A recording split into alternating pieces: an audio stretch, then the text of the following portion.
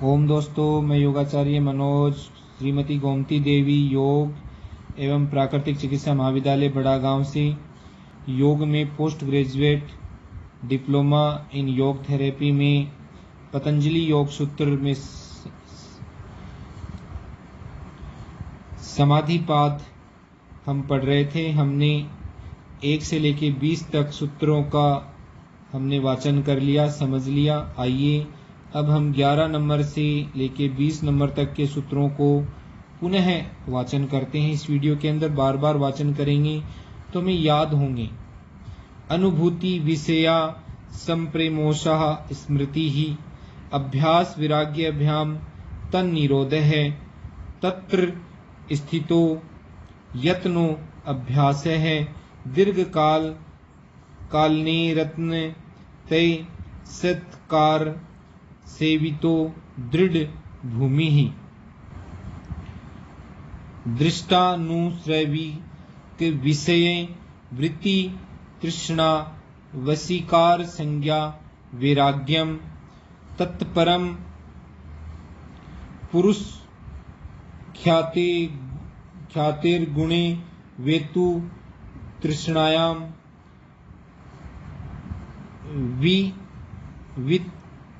वितर्क विचार आनंद स्मिता रूपानुमात संप्रज्ञात है विराम प्रत्ययाभ्यास पूर्वे संस्कार शेषो अन्य है भाव प्रत्ययो विदेह प्रकृति लयानाम। और 20 नंबर का है श्रद्धा वीर्य स्मृति समाधि प्रज्ञापूर्वकम इतरे शाम। आइए अब 21 नंबर के श्लोक से हम आगे पढ़ना शुरू करते हैं। तीव्र संवेगा नामासने है तीव्र पुरुषार्थ वाले को समाधि की प्राप्ति और समाधि का फल अर्थात मोक्ष शीघ्र प्राप्त होता है। फिर है मुदु मध्यया धीमात्र वाते तो अपि विशेष है अर्थात तीव्र पुरुषार्थ के भी मृदु मध्य व अधि मात्र स्तर का होना संभव होने से उस पूर्वोक्त काल विभाजन से भी विशेष विभाजन हो सकता है अर्थात तीव्र पुरुषार्थ के भी मृदु मध्य और अधि मात्र स्तर का होना संभव होने से उस पूर्वोक्त काल विभाजन से भी विशेष विभाजन हो सकता है। फिर 23 नंबर श्लोक है ईश्वर प्रणिधाना द्वाहा अर्थात ईश्वर प्राणिधान मात्र से ही असंप्रज्ञात समाधि की प्राप्ति हो जाती है। ईश्वर प्रणिधान मात्र से भी असंप्रज्ञात समाधि की प्राप्ति हो जाती है।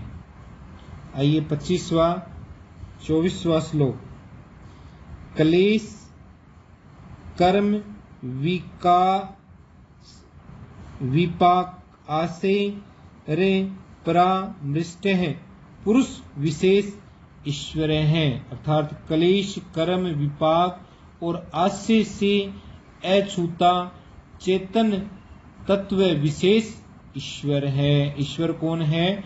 क्लेशों से रहित है, कर्म से रहित है, विपाक से रहित और आशय से अछूता है अर्थात रहित है। ऐसे चेतन तत्व विशेष ऐसा चेतना का तत्व है वह विशेष ईश्वर है। ईश्वर को की परिभाषा यहाँ बताई गई है कि क्लेश कर्म विपाक और आशय से रहित अर्थात उससे अछूता रहता है ऐसा चेतन तत्व विशेष ईश्वर है। आइए 25वें श्लोक के अंदर तत्र निर्ति संयम सर्वज्ञ बीजम अर्थात वह ईश्वर कौन है? वह ईश्वर उस ईश्वर में सर्व सर्वातिशायी सर्वज्ञाता का मूल विद्यमान है। क्या विद्यमान है? उस ईश्वर में सर्वातिशायी और सर्वज्ञाता का मूल विद्यमान है। आइए 26वां श्लोक। स एष पूर्वे सामपि गुरु काले नान वंशे दात। वह ईश्वर नामक चेतन तत्व विशेष पहले हो चुके हैं, आत्मज्ञानियों का भी गुरु रहा है और काल के द्वारा सीमित न होने से है। अर्थात वह जो ईश्वर नाम का चेतन तत्व विशेष जो है वो पहले हो चुका है, आत्मज्ञानियों का भी गुरु रहा है, काल के द्वारा सीमित होने वाला नहीं है। आइए 27वां श्लोक देखते हैं। तस्य वाचकः प्रणवः। उस ईश्वर नामक चेतन तत्व विशेष के अस्तित्व का बोध कराने वाला संकेतक शब्द ध्यानात्मक ओम शब्द है, या ओम शब्द की परिभाषा कही गई है। ईश्वर की परिभाषा बताई गई है श्लोक नंबर 28। तज पस्त तदर्थ भावनाम।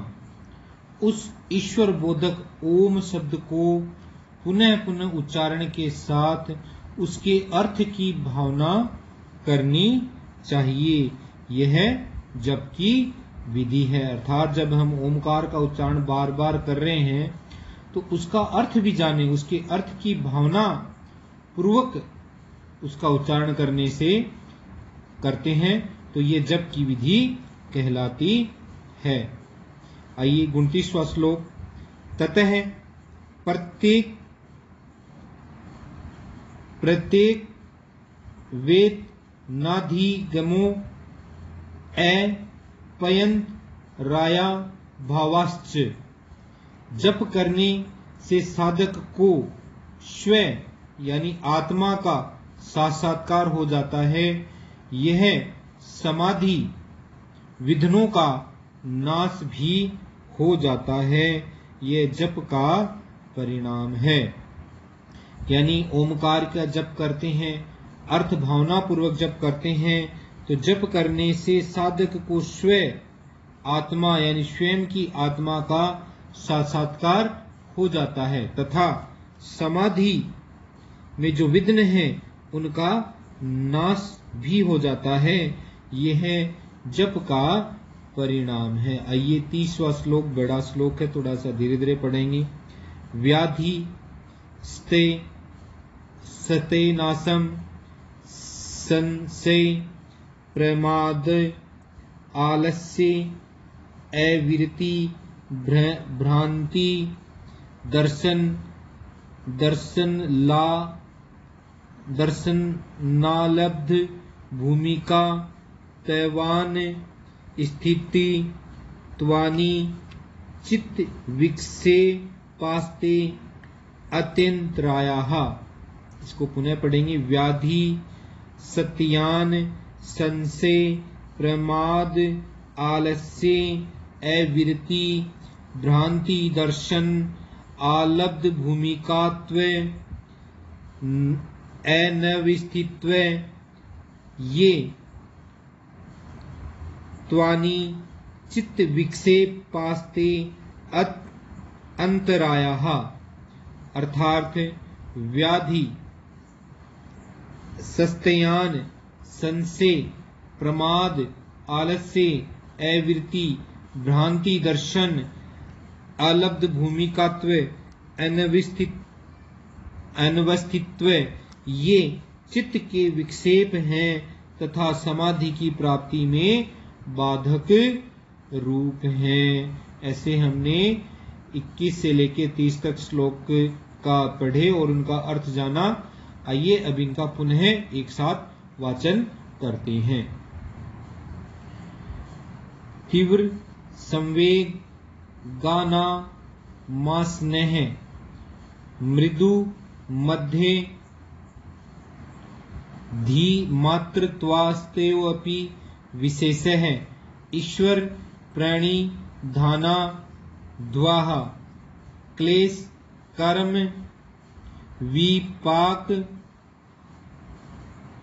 विपाक सयेर परामुष्टः पुरुष विशेषः ईश्वरः तत्र निरीतिसे सर्वे ज्ञ बीजम।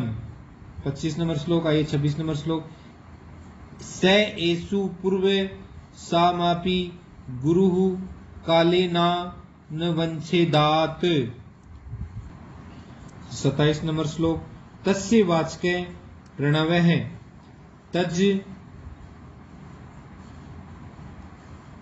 तजपस्त तदर्थ भावनाम ततः प्रत्येक चेतनाधिगमो अपयंतराया भावाश्च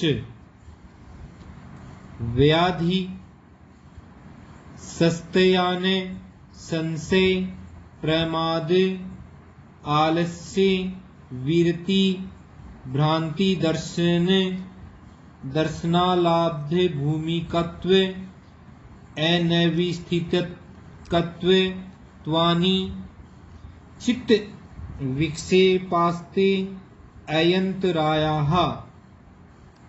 इस प्रकार से हमने 1 से लेकर 30 तक के श्लोक पढ़े, उनकी अर्थ भी जाने। आपको कोई भी समस्या हो तो आप मुझे व्हाट्सएप नंबर जो मैं डिस्क्रिप्शन में डालूंगा उस पर आप कॉल कर सकते हैं या व्हाट्सएप कर सकते हैं। सभी का बहुत बहुत धन्यवाद।